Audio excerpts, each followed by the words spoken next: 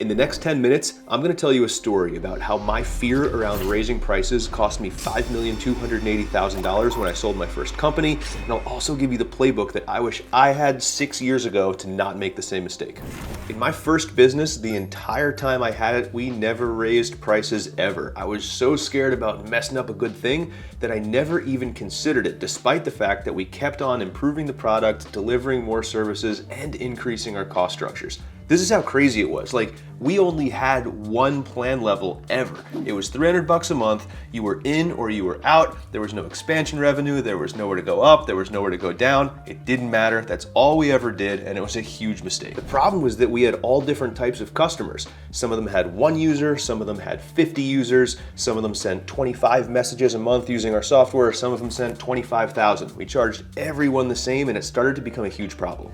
This situation was perfect for having plan levels, right? Like different prices for different types of customers using the software in different ways. And the reality, like the numbers, was that if I could have raised my average revenue per account, like the average number that someone pays us every month, by 30% the day we sold the company, that would have made us that extra $5.2 million that I was talking about. I never did this because I was scared and it cost me $5 million. So in the next few minutes, I'll give you the exact playbook that I would do if I was faced with the same exact situation today. Step 1, know your break-even point. You know, when you ask an entrepreneur what they're scared of when it comes to raising prices, they always say they're nervous about losing customers, but what they really mean is that they're nervous about losing revenue. And you gotta understand that by the math, those are two different things. So the first step that I do in any potential price increase situation is figure out how many customers I could lose without actually losing any money. So here's an example. Let's say that you run a business that has 500 customers and they're each paying you $300 a month. That means that your monthly recurring revenue is $150,000. Now let's say that your average price increase that you're planning to run is a 20% increase. So if you take your $300 per month and you increase it by 20%, that means that your new average price per month for your customers is going to be $360. At this new price point with a 20% increase, you can actually lose 17% of your entire customer base and still break even. So then if you do the math real quick, with the 415 customers that you have left, if they're each paying you $360 a month instead of $300, that comes out to $149,400 a month, which is effectively the same as the $150K that you started with. But what happened here is that your overall customer count decreased, which means that your efficiency increased, your cost structure went down, and likely your profitability went up. It's a win all around, and it lets you service those 415 customers at a brand new level that you probably couldn't afford to do before the price increase. So the math that we just did, if you increase your prices 20%, you can lose 17% of your customers. That's a breakpoint. It works for any price at all, and I'm gonna give you a few other ones just so you can do some back of the napkin math when you're thinking about adjusting your prices. So we talked about this one. A 20% price increase means your customers can decrease by 17% and you'll still break even. If your price goes up by 30%, you can actually lose 23% of the customers.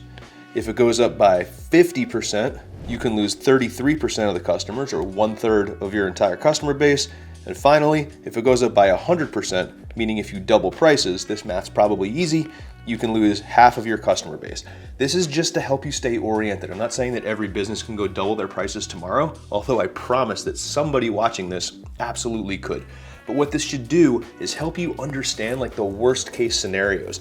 Chances are, like most businesses, you probably haven't raised prices in a couple of years, and you could probably do a 20% price increase tomorrow without pissing anybody off. You might lose a handful of customers at best, but knowing that you could lose 17% of everybody in your business and still not go backwards financially, that's a very freeing thing to understand. So knowing this math is the first step to evaluating any price increase play at all.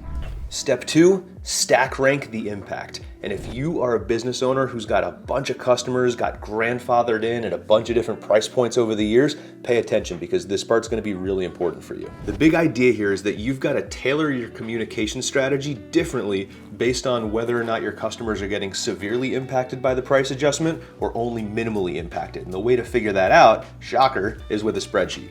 So I do this with a spreadsheet. It's very simple. It's got 4 columns on it. The first one is the customer name, or email address, identifier, whatever. You just got to be able to know which customer it is.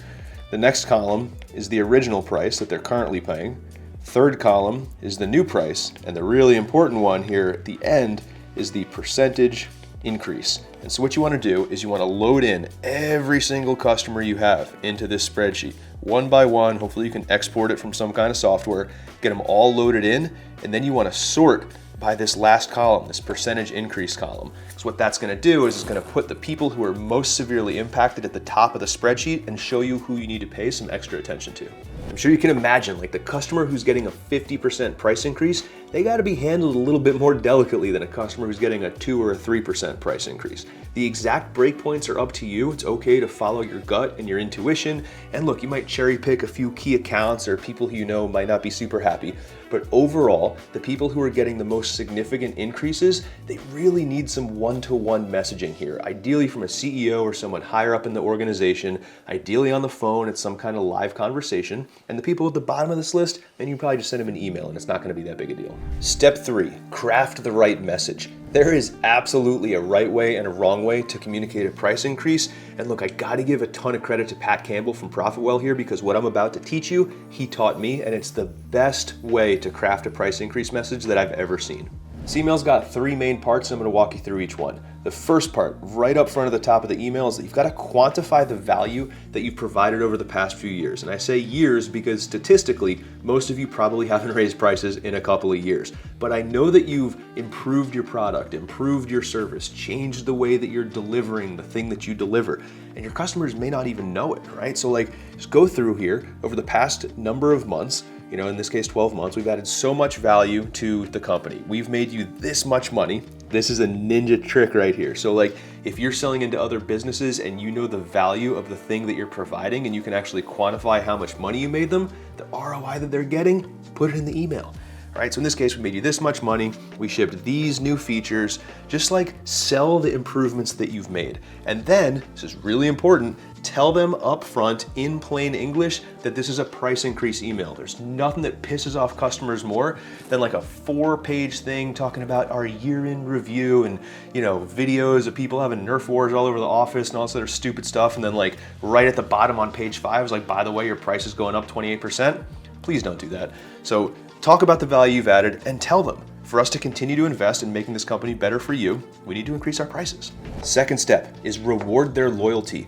Here's the thing, is like, I don't believe in grandfathering people in forever. I can't stand having, 57 different pricing plans over the years, but it doesn't mean that you gotta surprise everyone in the email and throw them a freaking curveball, right? So look at how we articulate this section here. You've been insanely loyal to our company, using us for the last however many years they've been a customer. As of today, we're raising prices for new customers, but since you've been so loyal, we're gonna keep you on your existing plan for the next 6 months, after which you'll increase your price to whatever the new price is gonna be. This does 2 things. Number 1 is it doesn't throw them that financial curveball, so they're not immediately stressing out and reevaluating whether or not they want to stick with you guys. Number 2, it also gives them some status because they know that new customers are getting treated differently than they are. It's a double whammy and it works really, really well. And last but not least, please don't skip this part, even if it makes you nervous. Down here at the bottom, this little PS. If this materially impacts your business, let me know and we'll work something out. Look, most people aren't gonna take you up on this. That's the reality. And if a couple of them do and you need to make a deal to keep the customer, that's cool. You can do that. It just shows that you're being human about this thing instead of acting like, some huge corporation that everybody loves to hate.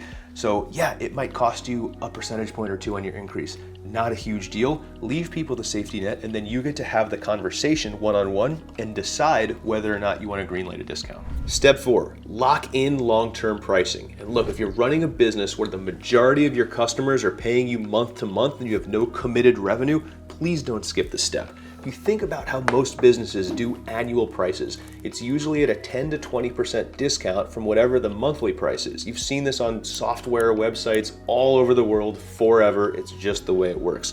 When you're doing a price increase, you have a really interesting one-time opportunity to use the increase that's coming down the road to pitch and lock in long-term pricing at the existing price point.